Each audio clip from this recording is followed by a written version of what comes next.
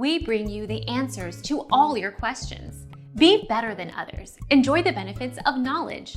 Accept the answers from us. It is okay to put mildly hot food in the refrigerator though. You should at least wait for it to come down to room temperature before refrigerating. You should at least wait for the food to come down to room temperature before refrigerating. If you are storing cooked food, do so within 2 hours of cooking. Our mission is to provide accurate answers. We think without knowledge, it is impossible to live a balanced life. Be competent, be skillful.